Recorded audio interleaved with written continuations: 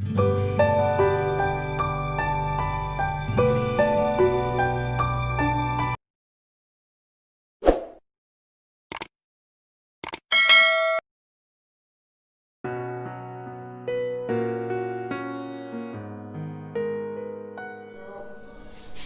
मैं आप लोगों को लोकतंत्र के बारे में बताने जा रहा हूं। लोकतंत्र को जनतंत्र या प्रजातंत्र भी कहते हैं। संस्कृत से यह शब्द लिया गया लोकतंत्र। संस्कृत में लोक को ये लोक भी बोलते हैं। लोक उसी से है लोक तंत्र। आज विश्व के अधिकांश देशों में इस शासन व्यवस्था का प्रचलन है। आधे से अधिक देश इस लोकतंत्र रूपी व्यवस्था को अपनाए हुए हैं और शासन का यह आज के परिवेश में सबसे उत्तम इसको माना गया है।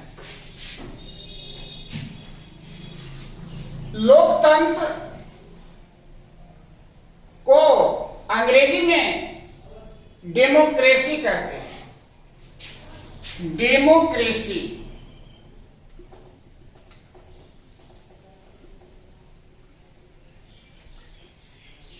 लोकतंत्र डेमोक्रेसी और यह यूनानी भाषा के दो शब्द से मिलकर बना है, डेमोस और क्रेसिया। डेमोस प्लस क्रेसिया।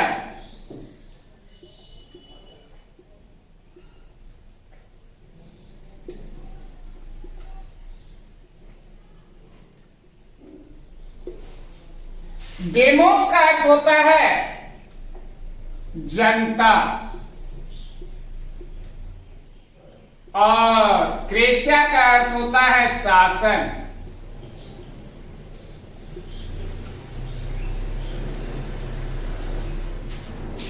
अर्थात जनता का शासन, वह शासन जिस शासन व्यवस्था में जनता भाग लेती है, उस शासन व्यवस्था को जनतंत्र या लोकतंत्र कहा गया है। और इसकी परिभाषाएं विभिन्न विद्वानों ने अलग अलग रूप में की है, परंतु अब्राहम लिंकन जो अमेरिका के राष्ट्रपति थे, उनकी परिभाषा सबसे अधिक प्रचलित है। सबसे उत्तम परिभाषा इन्हीं की है। उन्होंने कहा कि democracy is a government of the people, by the people and for the people. अर्थात जनतंत्र एक ऐसी शासन व्यवस्था है जिसमें जनता स्वयं भाग लेकर अपने प्रतिनिधियों का चयन करती है और वह जो है जनता के लिए। इनकी परिभाषा पहले हम लोग जाने। Democracy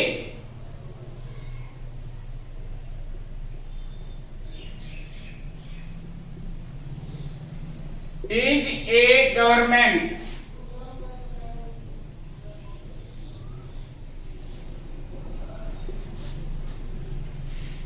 of the people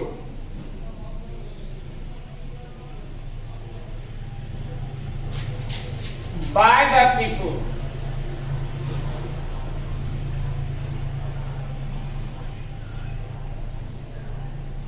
and for the people.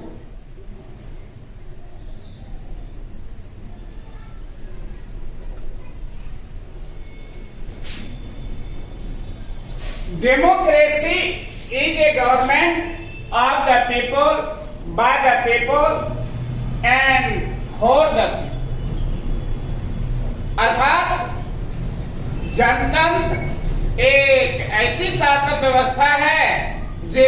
जनता स्वयं के लिए स्वयं पर शासन करने के लिए ये व्यवस्था करती। अब हम लोग देखें कुछ देश का उदाहरण, तो कहीं आज भी लोकतंत्र है, कहीं अलोकतंत्र है। जैसे कुछ देश तो अपने यहां लोकतंत्र का स्वांग रचते हैं, लेकिन वास्तव में वहां लोकतंत्र नहीं है। जैसे 2006 से पूर्व नेपाल में अलोकतांत्रिक व्यवस्था थी, फिर मुशर्रफ के समय में पाकिस्तान में भी अलोकतांत्रिक व्यवस्था थी, और वर्तमान में चीन जो कहते हैं हमारे यहां लोकतांत्रिक व्यवस्था है, वहां लोकतांत्रिक व्यवस्था नहीं है, क्योंकि वहां एक ही पार्टी का वर्चस्व रहता है। चुनाव तो होता है, लेकिन उस चुनाव में भाग लेने के लिए कैंडिडेट्स को जिस पार्टी का वर्चस्व वहां है उससे परमिशन लेना पड़ता है, तब वे चुनाव में भाग लेते हैं। और एक ही दल है, एक दल, तो वहां एक दल रहने से वह लोकतंत्र नहीं। लोकतंत्र की विशेषताएं होती है बहुत दलीय व्यवस्था, अनेक व्यवस्था, एक से अधिक हो, कहीं कहीं दो दलीय व्यवस्था भी है, कहीं कहीं बहुदलीय व्यवस्था भी है। जैसे ब्रिटेन में, अमेरिका में दो दलीय व्यवस्था है, हमारे यहां भारत में बहुदलीय व्यवस्था। लेकिन जहां एक दलीय व्यवस्था है वहां वह लोकतंत्र नहीं हो सकता है, तानाशाही तंत्र की उसको हम नाम दे सकते हैं। तो चले अब हम लोग देखें कि इसके रूप कितने होते हैं। लोकतंत्र के रूप, लोकतंत्र के दो रूप होते हैं, प्रत्यक्ष और अप्रत्यक्ष।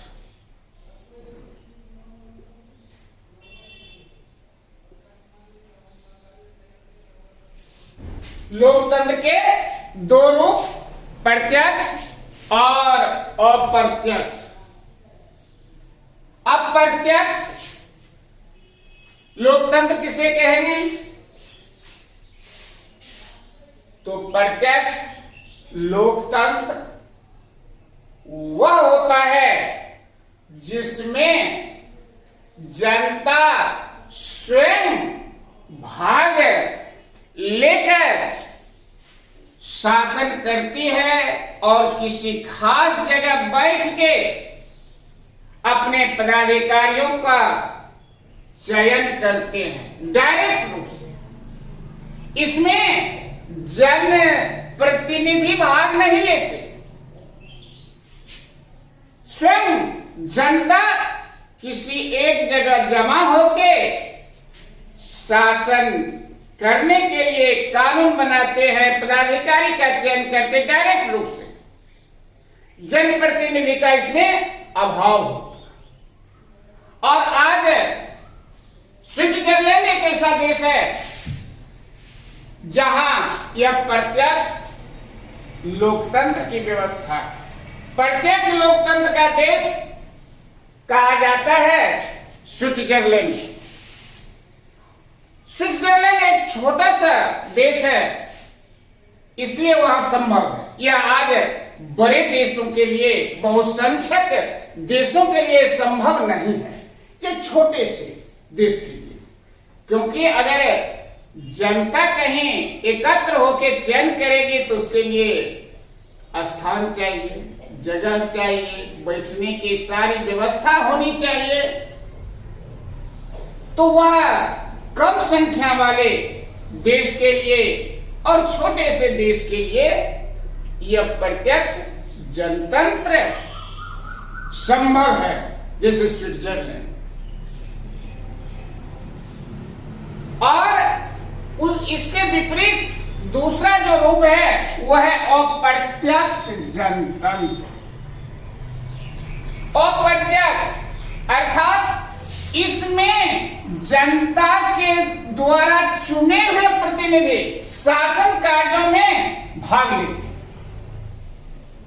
जनता सिर्फ प्रतिनिधि का चयन करके भेज देते हैं, उनको अधिकार देते हैं कि आप शासन करें, आप कानून बनावें, आप व्यवस्था करें, आप सारी विधि व्यवस्था को बरकरार रखें। एक प्रतिनिधि को वे चयनित करके उन पर अधिकार दे देते हैं। तो यह हो गया अप्रत्यक्ष लोकतंत्र। जैसे हमारे यहां यह अप्रत्यक्ष लोकतंत्र, जिसे हमारे यहां देश स्तर पर जब बात आती है शासन करने के लिए तो हम लोग सांसद का चयन करते हैं, जिसे एमपी बोला जाता है, मेंबर ऑफ पार्लियामेंट, संसद के सदस्य। और इसको जनता चयनित करके भेज देते हैं शासन करने के लिए हर क्षेत्र से, कि जाइए आप देश स्तर पर शासन व्यवस्था करें। अगर फिर स्टेट की बात आती है, प्रदेश की बात आती है, तो ये एमएलए का चुनाव करके भेज देते हैं, विधायक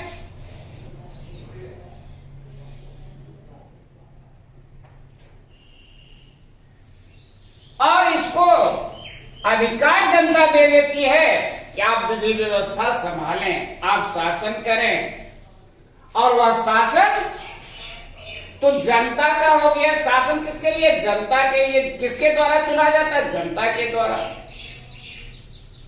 तो यह अप्रत्यक्ष जनता, हमारा देश जो है भारत, वह अप्रत्यक्ष जनतंत्र का देश है। इसी प्रकार से बहुत से देश हैं जहां अप्रत्यक्ष जनतंत्र की व्यवस्था है। तो बच्चों, अभी हम लोग जाने कि लोकतंत्र के कितने रूप हैं। अब हम लोग देखेंगे कि इसकी कुछ लोकतंत्र की विशेषताएं होती, कुछ विशेषताएं होती है। उस विशेषता पर हम लोग जाएं और देखें। तो पहला है कि ये स्वतंत्र और निष्पक्ष एक चुनाव प्रणाली होती है। चुनाव की जो व्यवस्था होती है स्वतंत्र और निष्पक्ष, बिना किसी भेदभाव के एक समय सीमा के अंदर लोकतंत्र में चुनाव कराए जाते हैं। उसमें सभी नागरिकों को बिना किसी भेदभाव के, चाहे गरीब हो, अमीर हो, अनपढ़ हो, पढ़े लिखे हो, सभी नागरिक वैश्य मताधिकार का प्रयोग करके अपने कैंडिडेट्स का चयन करते हैं। तो एक स्वतंत्र और निष्पक्ष चुनाव प्रणाली हुआ करती है। उसके बाद दूसरी विशेषता होती है कि किसी बात पर निर्णय लेने का जो अधिकार होता है वह जनप्रतिनिधि को होता है। जनता तो सिर्फ चुनाव करके उनको भेज दिया, अब वह जो निर्णय लेंगे वह अंतिम निर्णय। तो बच्चों, यह दूसरी विशेषता हो गई कि अंतिम निर्णय लेने की शक्ति जो होती है, पावर जो होता है, वह होता है जनप्रतिनिधि। उस पर किसी का हस्तक्षेप नहीं होता और वह जनप्रतिनिधि जनता के हित में कार्य करती है। इसकी तीसरी विशेषता है कि एक वोट एक मूल्य, एक वोट एक मूल्य। एक वोट है, एक मूल्य क्या चीज है? तो वोटर जो होते हैं वे कई प्रकार के होते हैं, गरीब, अमीर, पढ़े लिखे, अनपढ़, ऊंची जाति के, निम्न जाति के, देहाती, शहरी, आदि आदि।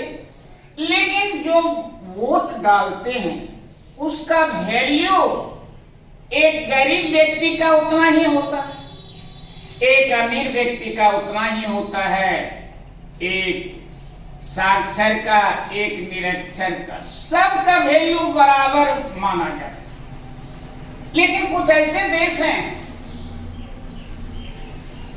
जहां अलग अलग इसका वैल्यू मापा जाता है, जैसे फिजी सब, उसमें अलग अलग है।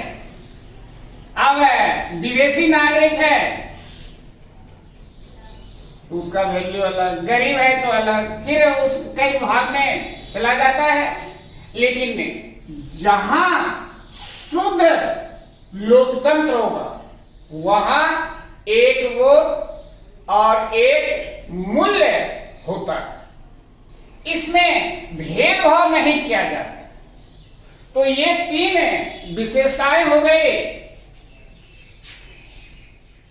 पहली विशेषता के लिख लिया जाए विशेषताएं।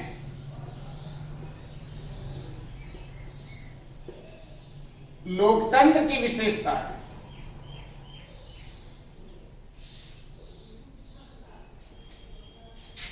स्वतंत्र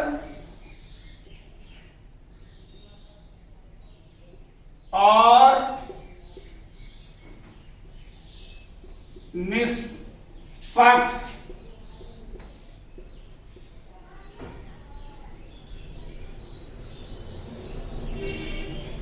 चुनाव प्रणाली। स्वतंत्र और निष्पक्ष चुनाव प्रणाली। दूसरे, अंतिम निर्णय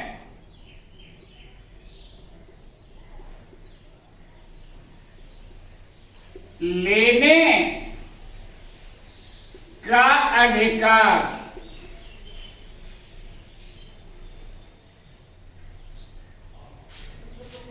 जनप्रतिनिधि को।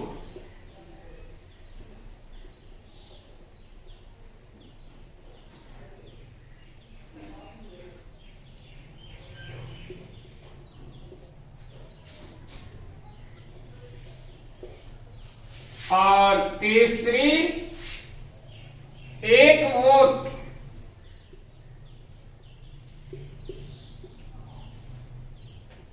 एक मूल्य।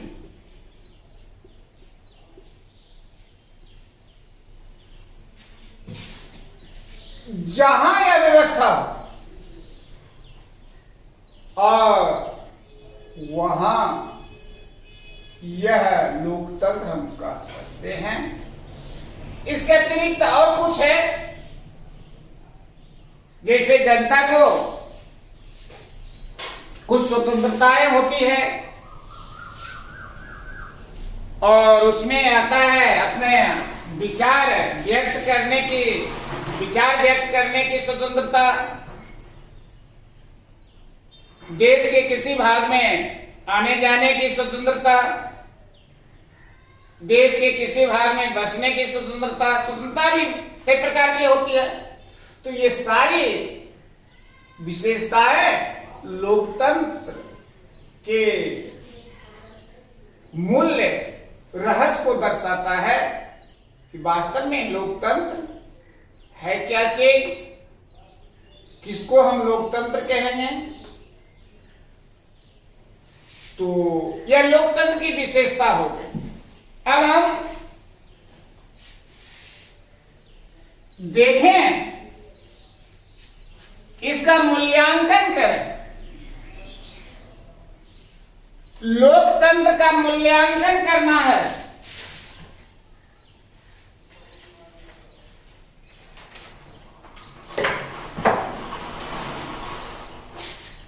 तो लोकतंत्र के मूल्यांकन में आता है गुण और अवगुण।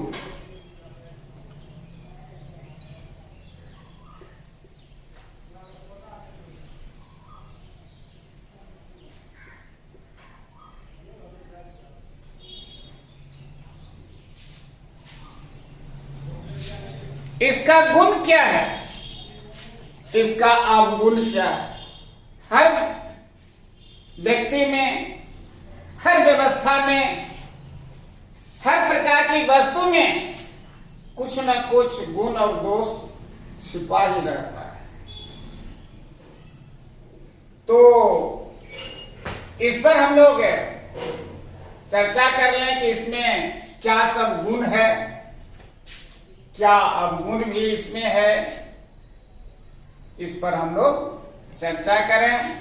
तो पहले इसके अच्छे भाग को देखें, गुण वाला।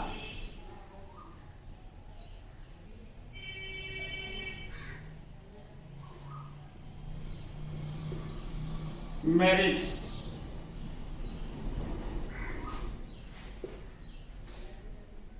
गुण इसका क्या सब, तो कहा गया है कि यह जनमत पर आधारित शासन है। जनमत पर।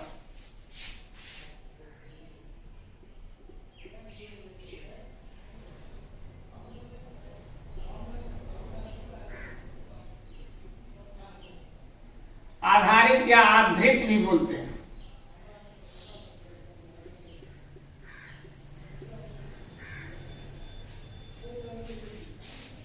जनमत क्या चीज है, अधिक से अधिक लोग जिसको चाह रहे हैं।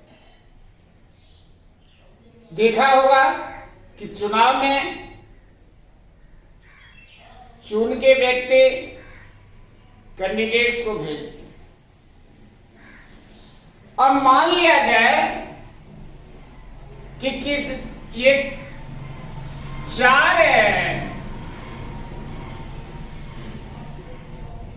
कैंडिडेट्स हैं, किसी को मिला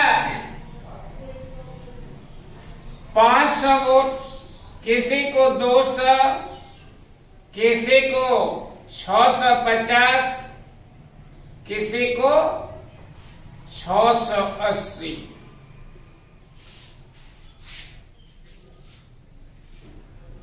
तो अधिकांश ये जनता किसको चाह रही है, ये 4 नंबर के कैंडिडेट्स। स्पष्ट है कि इसको विजयी घोषित किया जाएगा कि इसको अधिक लोग चाह रहे हैं। दूसरी ओर जाएंगे तो 1 नंबर के कैंडिडेट्स को 500 व्यक्ति चाह रहे हैं, 2 नंबर के कैंडिडेट्स को 200, 3 नंबर के कैंडिडेट्स को 650। लेकिन अगर इन तीनों को एक जगह जोड़ा जाए तो 6 2 8 5 13 1350 व्यक्ति इसको नहीं चाह रहे हैं। क्या स्पष्ट होता है? 1350 व्यक्ति इसको नहीं चाह रहे, लेकिन जीत कितनी पर हो गई? 680 वाली। लेकिन इसका विरोध कितना कर रहे हैं? अलग अलग कैंडिडेट्स को चाह रहे हैं। तो बच्चों यहां हम देख रहे हैं कि यह जनमत पर है। जिसको अधिक लोग, अधिक व्यक्ति, अधिक जनता चाहे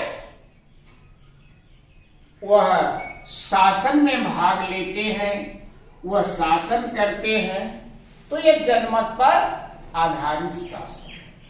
इसलिए कहा गया है कि लोकतंत्र जनमत पर आधारित शासन होता है वास्तव में। अब इसके दूसरे पक्ष पर देखें तो समानता,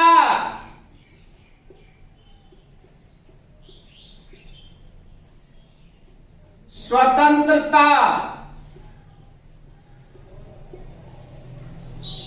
का पोषक होता है। वास्तव में जनतंत्र जो है समानता पर आधारित है, कोई भेदभाव नहीं किया जाता है कि ये गरीब है कि अमीर है, अगली जाति की है कि पिछड़ी जाति की है, इसमें कोई भेदभाव नहीं किया जाता है और व्यक्ति स्वतंत्र होके इस शासन व्यवस्था में स्वतंत्र न्यायपालिकाएं भी होती है, जबरदस्ती इसमें नहीं की जाती, चाहे वह धर्म के मामले में हो, शासन के मामले में हो या और किसी मामले में हो, वो व्यक्ति स्वतंत्र होते हैं और स्वतंत्र होके इसमें रहते हैं और समानता पर आधारित होता है। हम वोट देने के लिए जाते हैं तो हाँ, हर व्यक्ति को एक ही वोट देने का अधिकार होता है। खासकर हम अपने देश में देख रहे हैं कि हर 5 वर्षों पर यह आम चुनाव कराया जाता है और उसमें देखते हैं कि एक गरीब व्यक्ति भी जाता है तो उसको भी एक वोट, एक अमीर व्यक्ति भी जाता है तो उसको भी एक वोट देने का अधिकार मिलता है, एक पढ़े लिखे व्यक्ति जाते हैं उसको भी, एक अनपढ़ व्यक्ति उसको भी एक वोट देने का अधिकार एक जो है। इसके बाद एक अगर मान लिया जाए कि राष्ट्रपति आएंगे, प्रधानमंत्री आएंगे, मुख्यमंत्री आएंगे या और बड़े बड़े पदाधिकारी आएंगे, नेता लोग आएंगे, उनको भी एक ही वोट देने का अधिकार मिलेगा, कोई भेदभाव नहीं किया जाता। तो यह लोकतंत्र में ही संभव है, दूसरी शासन व्यवस्था में, दूसरी सरकार में यह संभव है ही नहीं। तो यह दूसरी विशेषता हो गई समानता, स्वतंत्रता का यह पोषक होता है। इसके बाद तीसरी विशेषता है जन कल्याण का पोषक।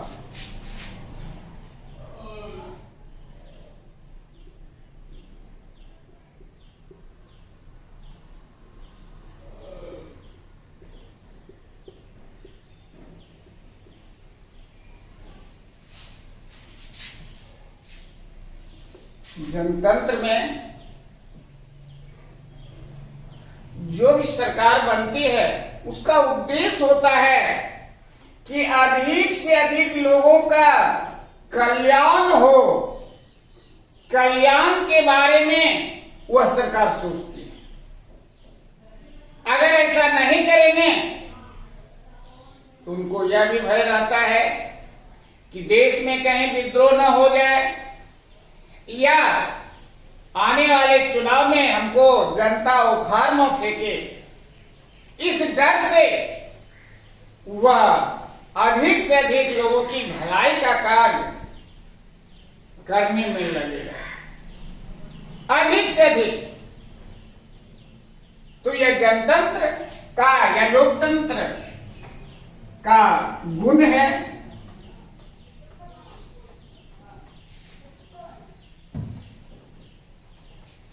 इसके बाद आता है कि लोगों में एक राजनीतिक जागृति आती है।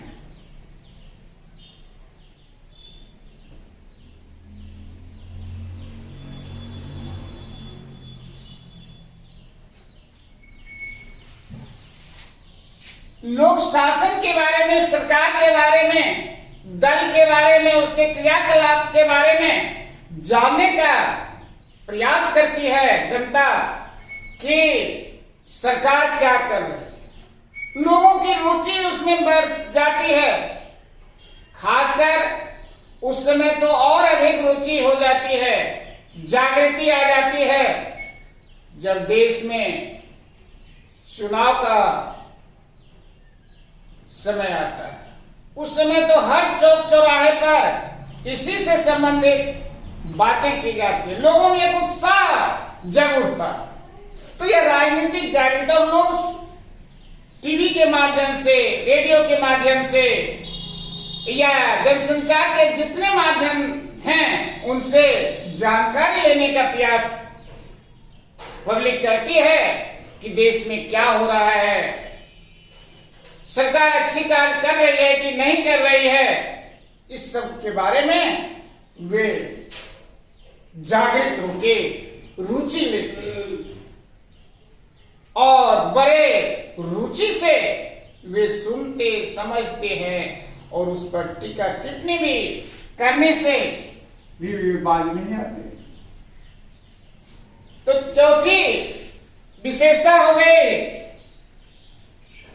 इसके बाद कहता है कि लोकप्रिय शासन। लोकप्रिय और अस्थायी शासन।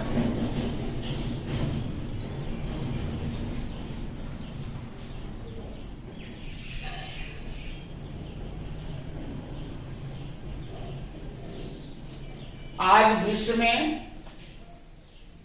शासन के जितने रूप हैं, चाहे वह तानाशाही हो या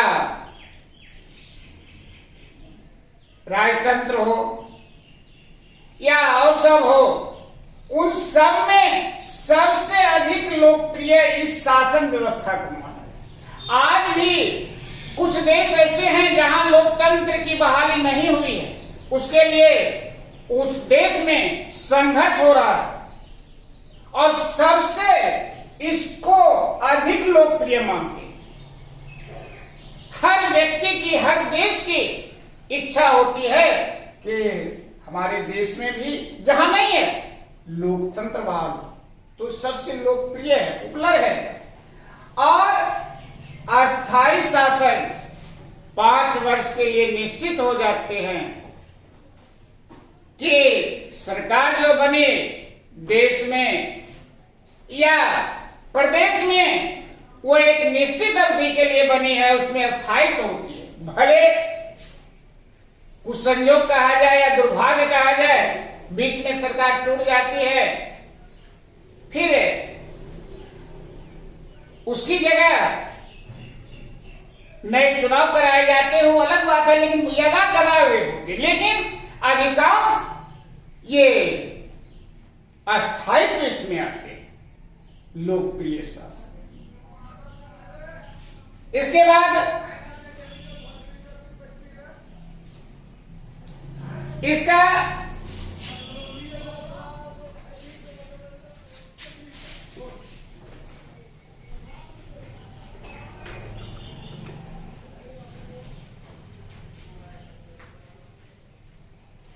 कुछ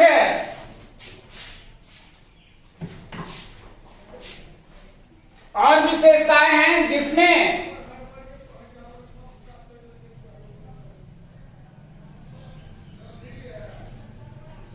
राजनीतिक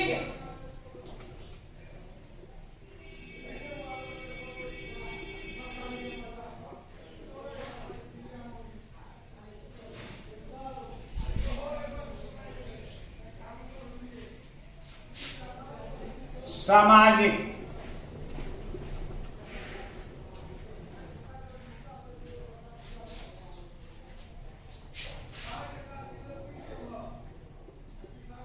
क्रांति का भय नहीं।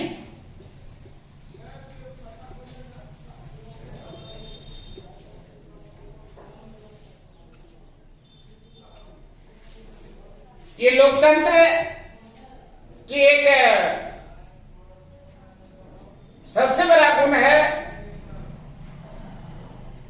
कि इसमें राजनीतिक और सामाजिक क्रांति का भय नहीं रहता है। क्यों? क्योंकि इसमें जनता की इच्छा अनुसार सरकार बनती है और सरकार भी चाहती है कि लोगों का कल्याण हो।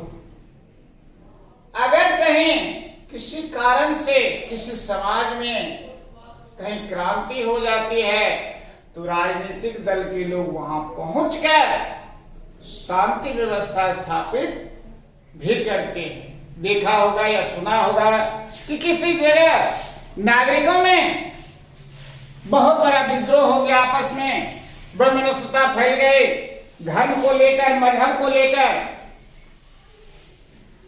एक धर्म वाले दूसरे धर्म के जाने दुश्मन बन गए। तो उस स्थिति में राजनीतिक दल के लोग वहां पहुंचकर शांति कायम करने का प्रयास करते हैं और जनता भी उनकी बातों को मानकर फिर पुराने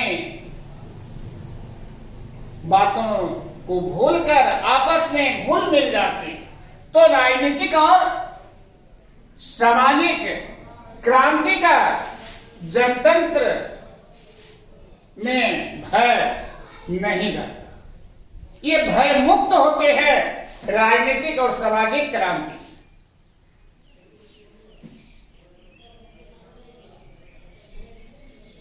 इसके बाद है मानवीय मूल्य।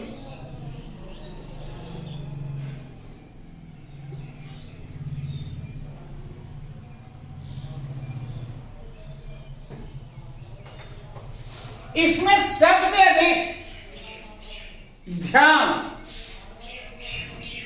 मानव पर दिया जाता है कि उसको किसी प्रकार की दिक्कत न हो। व्यक्ति हर दृष्टिकोण से स्वतंत्र है, कहीं किसी का भय नहीं हो और कोई दिक्कत नहीं। मानवीय मूल्यों पर आधारित होता है, मानव का अधिक से अधिक महत्व दिया जाता है। अभी देख रहे हो विश्व में वैश्विक महामारी एक फैली हुई है और प्रायः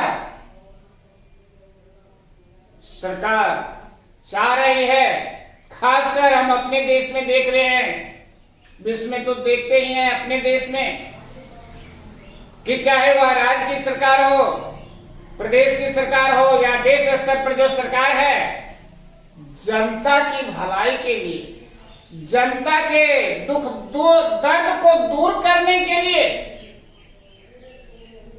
क्या सब कार्य कर रहे हैं। तो यह जनतंत्र में ही संभव है। और जनतंत्र का यह गुण हो गया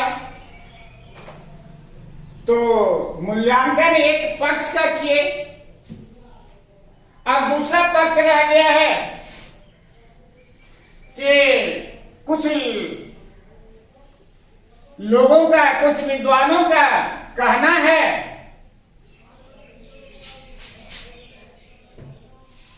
अलग दृष्टिकोण वे रख के कहते हैं कि इसमें कुछ अवगुण भी है।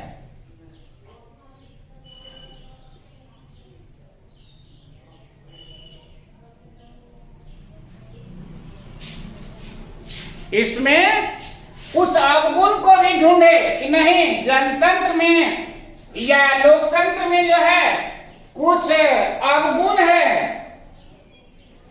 वह कैसे? तो कहता है अयोग्यों की पूजा।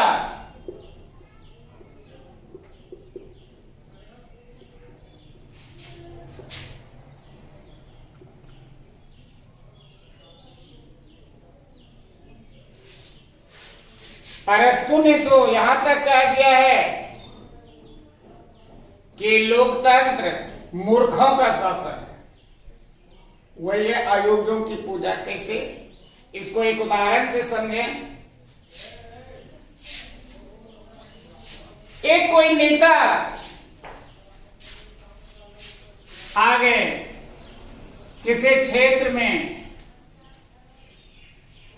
और जनता इसको वोट दिए और वह किसी क्षेत्र में पहुंचे, तब उसके व्यवस्था के लिए वहां के डीएम, एसपी और सब नागरिक पूरे इसकी व्यवस्था में लग जाते हैं। जबकि एक डीएम, एक एसपी साधारण नहीं होते। आईएएस, आईपीएस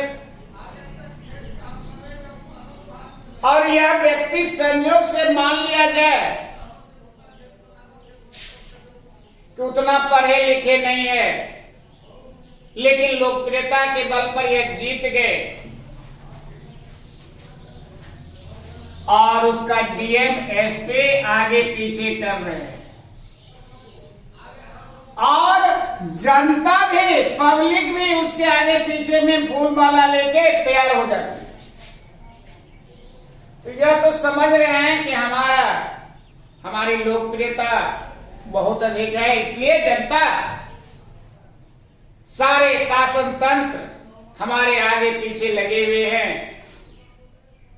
और उस आधार पर वह फिर अलग टाइप के नेता भी बन सकते, फिर लोगों के इस लोकप्रियता का अनदेखी कर देते। तो एक कहता अयोग की पूजा होने लगती है। अयोग व्यक्ति की पूजा होती है। अयोग से मतलब वहां शैक्षणिक योग्यता है, शैक्षणिक योग्यता में अयोग, कार्य करने के जिसमें क्षमता नहीं है वो आयोग कुछ खास कर। दूसरा है अनुत्तरदायी शासन।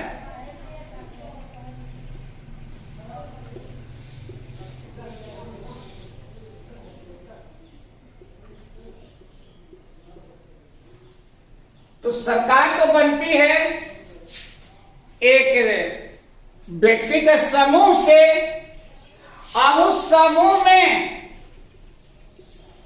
बहुत व्यक्ति होते हैं। अगर किसी के कारण कोई गलती हो जाए, किसी व्यक्ति के कारण, तो यह पूरे टीम में से कोई भी इसको स्वीकार करने के लिए तैयार नहीं होते हैं कि हमारी ही गलती से यह हुई होगी, क्योंकि उस टीम में, उस समूह में, सरकार में तो बहुत है, लेकिन वे जान रहे हैं कि हमारी ही गलती से ऐसी हुई है, लेकिन वे अपने ऊपर जिम्मेवारी लेने के लिए नहीं तैयार। तो इस तरह से इसको कहा जाता है कि यह एक अनुत्तरदायी शासन है। यह इसका दूसरा अवगुण हो गया। तीसरा कहता है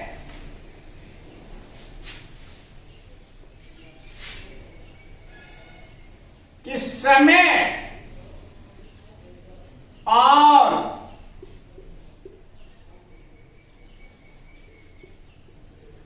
धन का अपव्यय।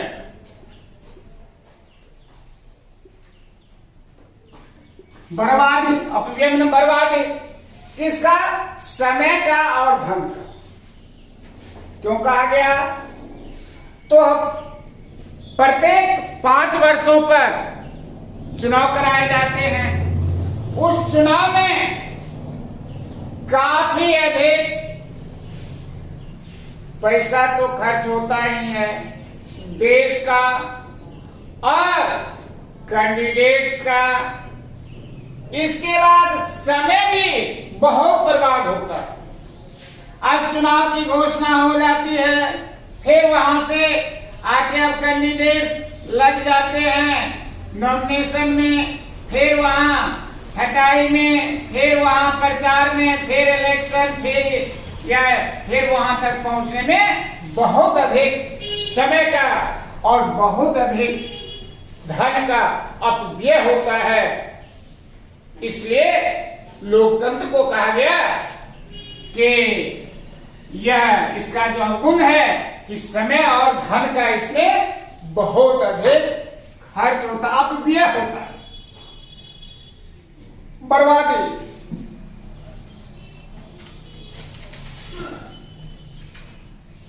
इसके बाद कहता है धनवानों की प्रबलता।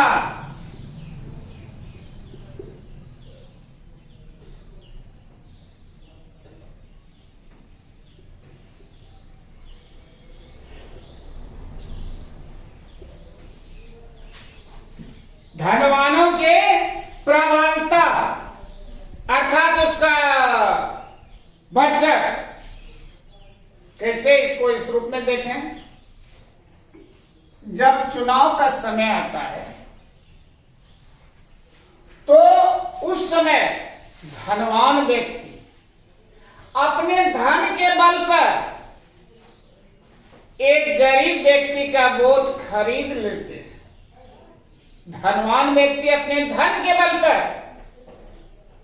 गरीब व्यक्ति से वोट खरीद कर ये चुनाव जीत लेते हैं।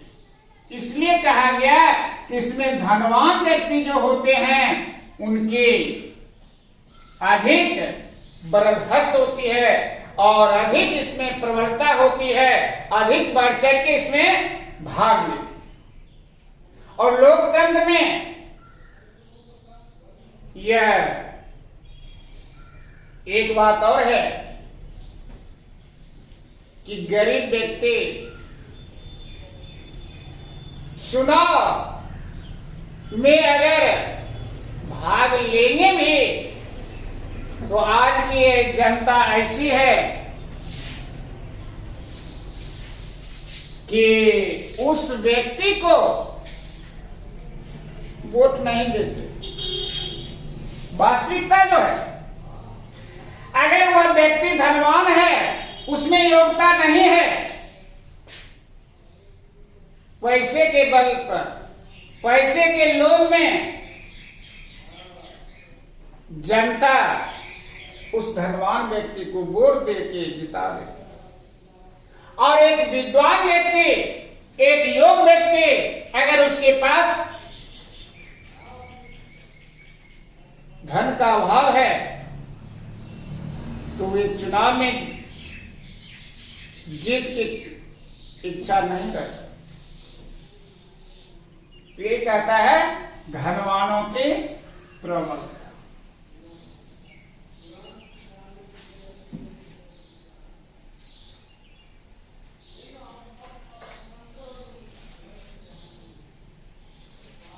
इसके बाद दलगत बुराइयां।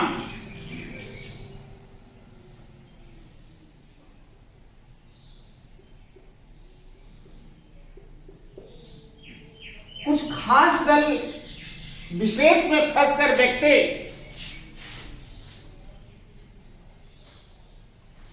रह जाते, सही कार्य नहीं कर पाते हैं। मान लिया जाए किसी खास दल का व्यक्ति,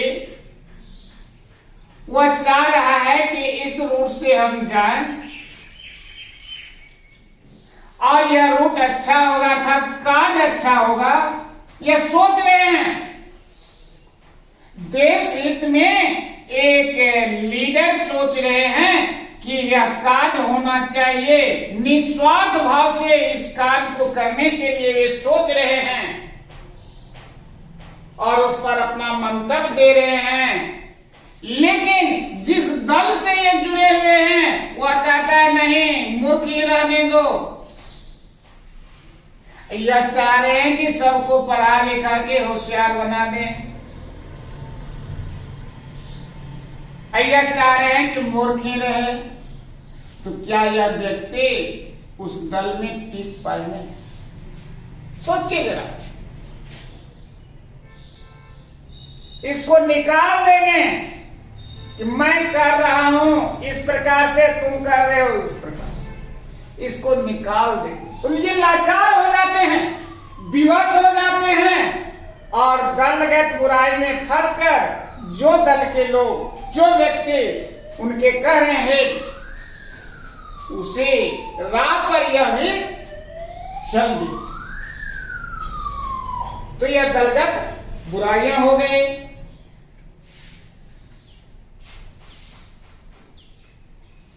ज्यादा नहीं, एक और लेंगे।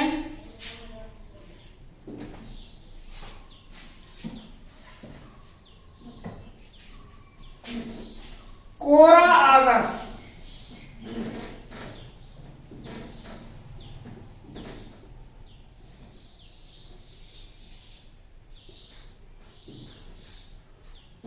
कोरा आदर्श क्या है?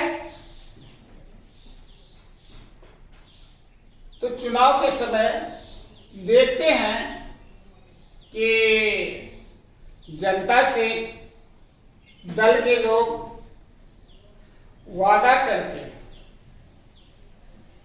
कि अगर हमारी सरकार बनेगी तो ये करेंगे, ये करेंगे, ये कार्य करेंगे, ये कार्य करेंगे। जनता के ध्यान को अपनी ओर आकर्षित करने के लिए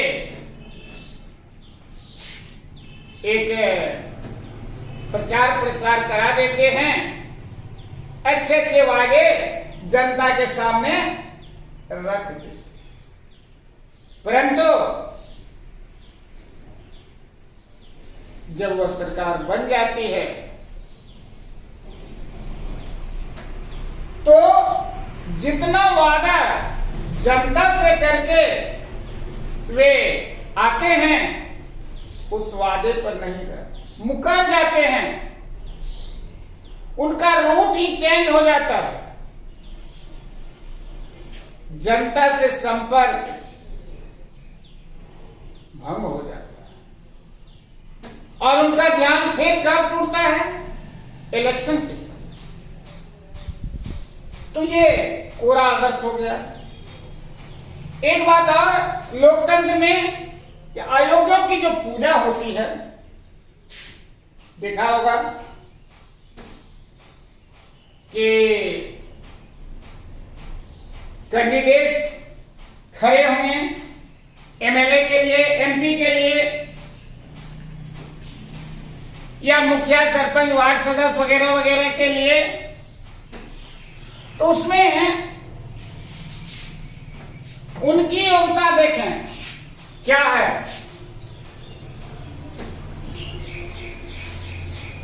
कि वह व्यक्ति भारत का नागरिक हो, भारत का नागरिक हो,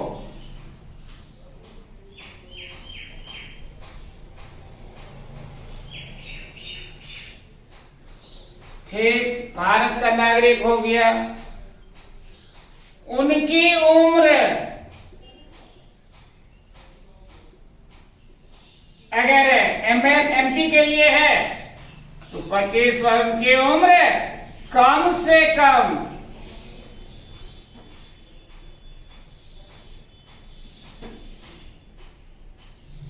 किसी में 30 भी होता है, 25 वर्ष हो।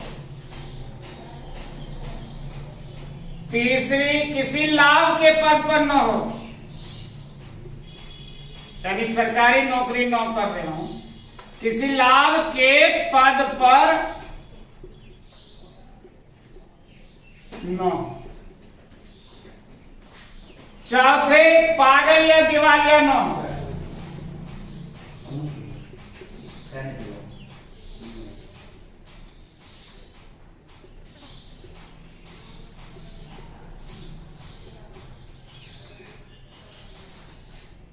पांचवें, आपराधिक।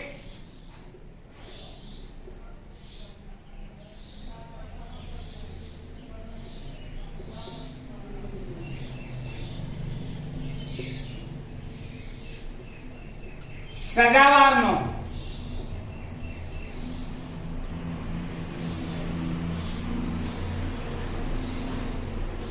यह एक लोकतांत्रिक व्यवस्था, अर्थात इस आधार पर कैंडिडेट्स चुनाव में भाग लेते हैं। लेकिन कहीं पर यह नहीं जिक्र किया गया है कि उनकी शैक्षणिक योग्यता कितनी हो, मैट्रिक हो, इंटर हो या क्या हो, नहीं दिया गया है। क्या देश का इतना बड़ा जिम्मेवारी जिसके पास हो, क्या वो पढ़ा लिखा न हो? क्या होना चाहिए कि नहीं होना चाहिए? आज जब पूरा विश्व शिक्षा के क्षेत्र में आगे जा रहा है, तो क्या जनतंत्र में मूर्ख व्यक्ति ही हो? यह सोच का विषय है। जब वही निकालेंगे इधर कोई वैकेंसी, चाहे स्वीपर का हो चाहे चपरासी का हो, तो उसमें पहले बात ही लिख दी जाती है कि वह पढ़ा लिखा कितना है, कम से कम इंटर हो या स्नातक हो, स्नातकोत्तर हो, तभी उसको लेंगे। लेकिन जो शासन कर रहे हैं पढ़े लिखे पर, वह मूर्ख हो। अभी हाल फिलहाल हमारे राज्य में कुछ कुव्यवस्था है, जहां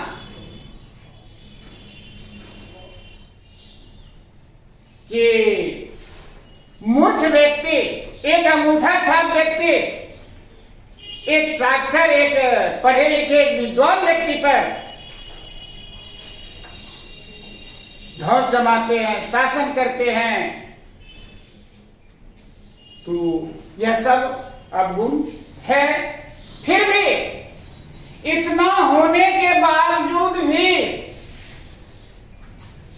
इतना अवगुण रहने के बाद भी, लोकतंत्र विश्व का सबसे बड़ा शासन व्यवस्था, सबसे लोकप्रिय शासन व्यवस्था है। विश्व इसको मान रहे हैं। तो बच्चों, इसी के साथ आज का यह वीडियो समाप्त होता है। धन्यवाद।